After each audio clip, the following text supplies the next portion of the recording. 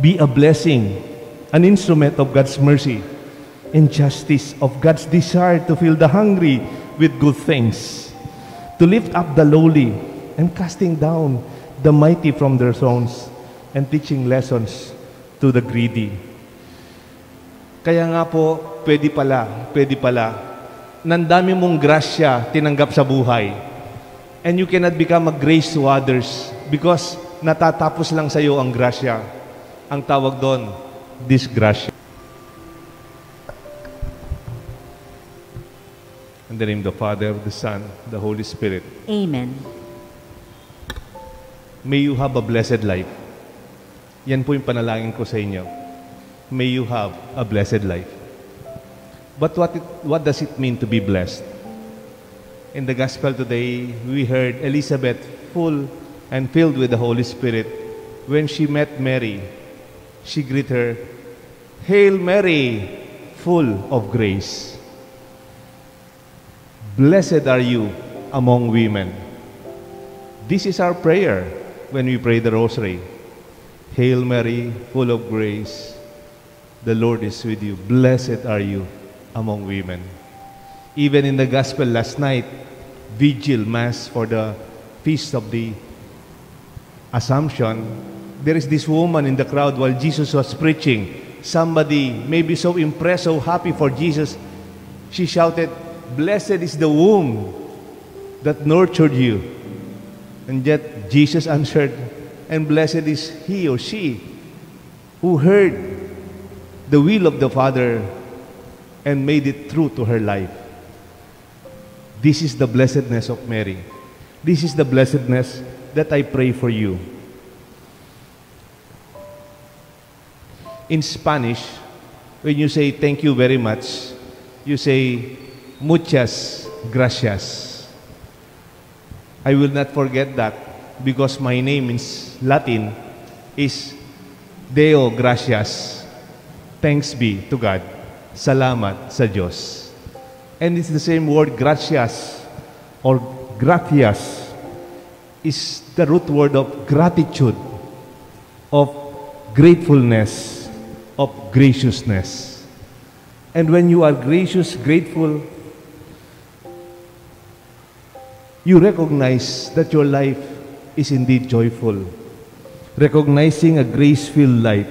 Because to be blessed is to have the ability to see what is given, to affirm what you still have, what is remaining, and to be joyful and to give thanks. Ang buhay na maggrasya ay pag kinikilala mo kung ano ang meron. Hindi mo kinakalungkot yung wala, o yung wala na, o hindi pa dumating. Kung ano ang meron, o kung ano pa yung matira. Halimbawa, ako po, na-stroke po ako. Hindi ko na kaya yung dati kong ginagawa nang malakas po ako. Hindi ko na kaya yung dating ginagawa ko nung hindi pa ako na-stroke. I don't mind. But I'm happy and grateful for what is left, kung ano pa yung natira. In fact, I'm more grateful today because I'm alive. And I survived that life-threatening experience. To be blessed is to proclaim the greatness of the Lord, like Mary did in the Gospel. It is to be aware of God's wonderful deeds. Not all people are aware of God's action in their lives. Remember the 10 lepers? Jesus healed the 10 and only one came back, praising God and thanking Him. Sabi ni Jesus, "Where are the others?" Ang dami nung nakarating ng grasya. Ang dami ng mga nahilom sa kanilang leprosy. And yet isa lang yung nagpasalamat. It is sad when other people has to realize the blessing in our life. When we need others to tell us that we are blessed. Kung minsan, mabuti pa yung ibang tao, kinikilala yung blessing natin. Sasabihin sa'yo, mabuti ka pa, brother. You are so blessed. Mabuti ka pa, sister. Ang dami mong grasya sa buhay. Ang mahirap noon, sasabihin, wala man. Don't say that. You insult your giver. Just say, salamat sa Diyos. Thanks be to God. And say, to God be the glory. For it is the source of grace to proclaim the greatness of the Lord. Blessedness is not about me. It's about the giver whom I thank and give praise. Kaya nga in Greek, may dalawang salita sa Greek, halos pareho lang. In Greece, when you say to bless, it means eulogesas. Eulogesas. It means to bless. In Greek, also, to give thanks, ang magpasalamat is eucharistesas. It is interchangeable. Sa mga Grego po, to bless and to give thanks are just the same. Kaya nga pa, when you bless people, pinapasalamatan mo kung ano ang mayroon, kung ano yung tinanggap, at kung ano pa yung natira. People will not be thankful unless they become aware of God's grace at work in their lives. Sad to say, it is the poor in spirit and the lowly who will be quick to recognize God's grace. Kung minsan, mabuti pa yung mahihirap, kaagad nakikita ang grasya kahit konti lamang. Kung minsan, pag yumaman na tayo at marami na tayong tinatanggap, we become attuned, we become unaware of the blessings that we already have. Nakakalimutan natin.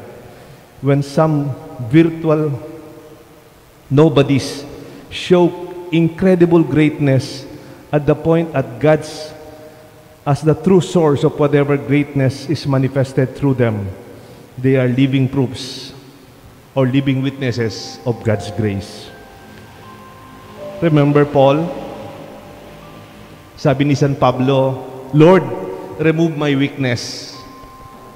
Sabi ng Diyos sa kanya, my grace is enough for you. For in weakness, power reaches perfection. It is when I am weak, it is then that I am strong. Pag tinanggap mo ang mahina, kahinaan mo, doon nagiging matingkad ang grasya ng Diyos. Not me. It's not about me. It's about the grace of God working through me. That really means, it is our weakness that God's strength becomes truly manifest. That is why God chooses to manifest His greatness through little people, humble people, who would not brag about their own greatness, but to bless the Lord and say, to God be the glory. Kaya nga ang contradiction ng blessedness, entitlement. Ang taong maggrasya, tinatanggap niya, salamat sa Diyos. Yung mahirap, kunyari, oy, napatapos mo yung mga anak mo, mabuti ka pa, napatapos mo na yung bahay mo, mabuti ka pa, lumaki yung negosyo mo. Sasabihin ng simpleng tao, salamat sa grasya ng Diyos, sa awa ng Diyos. Pero yung taong may entitlement, pinagpaguran ko yan. Ako yan. Sa akin yan. I deserve it. Kulang pa nga. It's another feather in my hat. But humble people like Mary, they just become channels of God's grace and blessings. Yun po yung gusto ko sabihin sa ikalawa. Una, I pray that you live a blessed life. And indeed you are. Ikalawa, may you become a blessing to others. Hindi pwedeng you live a blessed life tapos ikaw lang. Because when you live a blessed life, you bless others too. People who are blessed are those who quickly realize that they are merely instruments of God's blessings to the world. Remember Abraham, I bless you so that through you, all nations on earth will be blessed. Parang binibigyan kita ng grasya. Parang lahat ng mga taong makasalamuha mo, maranasan ang grasyang ibinigay ko sa iyo. That you become a channel, a way of God's grace through others. Nung nag-aaral po kami sa seminaryo, may expression, God's grace works through human nature. Ang grasya ng Diyos dumadaan sa ating pagkatao. Hindi naman po biglang nahuhulog na lang yung grasya ng Diyos mula sa langit. Dumadaan sa ating buhay, sa ating mga desisyon at pagpapasalamat. Kaya nga kahit dumaan tayo ng problema, dumaan tayo ng mga taong may kasalanan sa atin, don't allow that to block the grace in you. Remember Joseph, the son of Jacob, yung 12 silang magkakapatid na lalaki, in the Old Testament, Exodus yata to. Tapos, gusto ng mga kapatid niya, patayin na siya kasi favorite siya ng tatay, bunso. Sabi, patay na natin to kasi favorite ng tatay. Sabi na lang natin, kinain siya ng, wild wolf. And then sabi ng isa, si Benjamin, wag na lang, si Ruben niya, ibenta na lang natin ang kapatid natin. So, they sold their brother to merchants going to Egypt. Bininta nila yung kapatid nila. Tapos binalita sa tatay, Tay, ang kapatid namin namatay. Kinain ng wild animal. So, alam ng tatay, namatay yung anak. Ito naman, kapatid, binenta yung kapatid nila. And when he was in Egypt, as a prisoner, he interprets dreams to the baker. Kinukwento niya kung paano niya naintindihan yung mga panaginip. Tapos si Pharaoh, the king of Egypt, mayroon siyang panaginip araw-araw, gabi-gabi. 6 na bakang mataba at 6 na bakang payat. Anong gusto sabihin doon? 6 na bakang payat, 6 na bakang mataba. And then sabi ng baker, Sir, there's this prisoner. Joseph is his name. He interprets dreams. No? Sabi ni Joseph nung in-interpret, ganito po yung meaning niyan. Yung 6 na matabang baka means 6 years of prosperity. 6 years of abundance. At yung 6 na bakang payat, it will be 6 years of famine. 6 years na tagutom of crisis. Kaya I advise you, sabi ni Joseph, while we are in the 6 years of abundance, mag-ipon po tayo ng grains, ng tubig, ng resources, para pag dumating yung 6 na taon, tagutom, mayroon tayong makakain. We will survive the famine. The Pharaoh listened to Joseph. Nag-imbak po sila ng pagkain, ng wheat and grains and food and water. Dumating nga yung famine.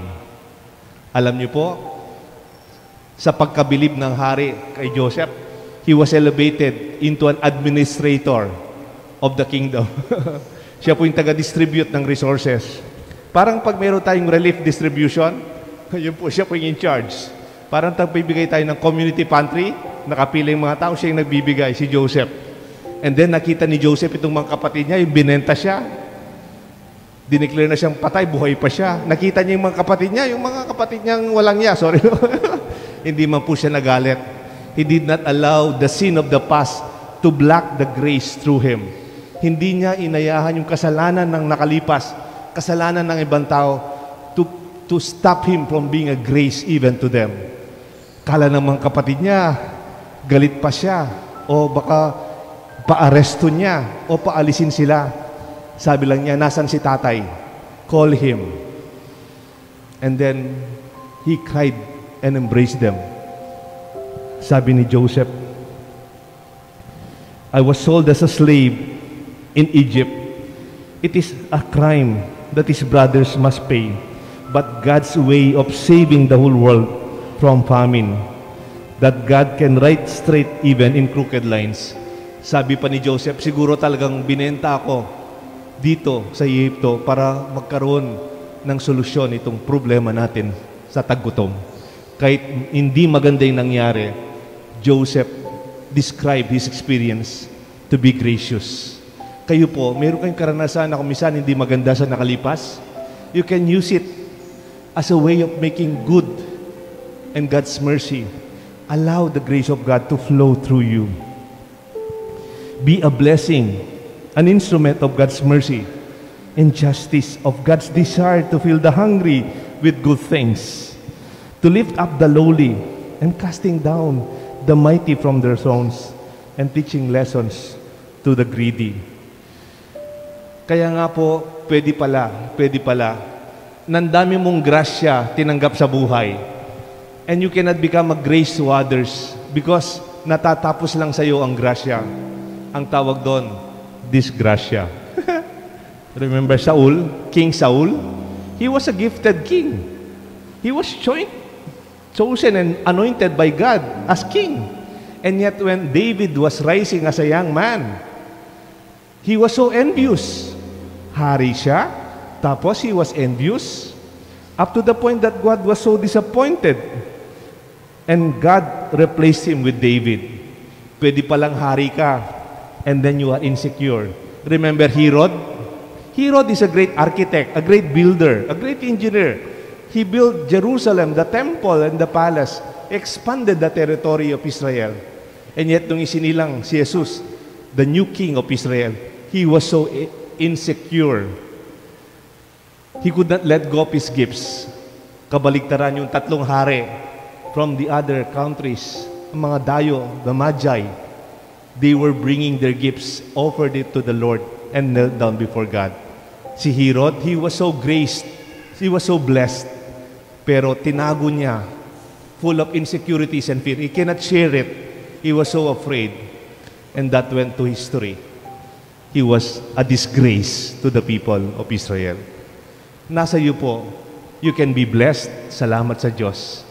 But use that blessing, that you become a blessing to others. Pwede kasing you can be gracious, maraming grasya sa buhay mo, pero sinira mo lang sa bisyo, sa good time, sa sarili ko, sa akin to, and then you become a disgrace to your own self, to your own name, and to your own family. I pray that you may have a blessed life, that you also become a blessing to others. Alam niyo po yung for the first time, nagkaroon po tayo ng gold medal sa Olympics, sa weightlifting. Ang pangalan niya po, Heidelin Diaz. Alam niyo po si Heidelin, naging parokyano natin dito sa Sapang Bato, sa Holy Cross. Mayroon po siyang bahay dito sa Deca. For some time, I don't know, dahil Air Force yata siya, na-assign yata dito. Tama siya, na-assign siya dito sa Clark. Nagkaroon siya ng unit dito. Tapos nag-gym siya, Angeles. May picture siya, nasa Deca siya. So there was a time, kaparokya natin siya. Alam niyo po, napakasaya ko nung nakita ko. Siyempre, Pilipino tayo, nanalo siya ng gold medal for the first time. That's very great. Pero mas masaya po ako nung she was so happy at the peak of her joy. At nung nanalo na siya ng gold medal, yung picture niya, tinatas niya yung kanyang gold medal. Pero may siya pang tinatas na isang medal. Ano yon? Yung Miraculous Medal of Mary. I'm so happy for her because she recognizes that her victory as a champion gold medalist, first time for all Filipinos, hindi niya sinasabing, lakas ko yan, pinagpaguran ko yan, ako yan. Hindi naman niya, wala naman siyang binanggit tungkol sa ibang mga tao. No? She just only said, salamat sa Diyos. And she raised up the medallion of Mary. May we become, in one way or another, in our humility, when we are raised up toward the pinnacle of our success, we'll always say, it's God. It's not me. It's the grace of God. Deo gratias. Salamat sa Diyos. May this be our thanksgiving. May this be our life. May your life be a blessing, and may you be a blessing to others too. In the name of the Father, the Son, and the Holy Spirit. Amen.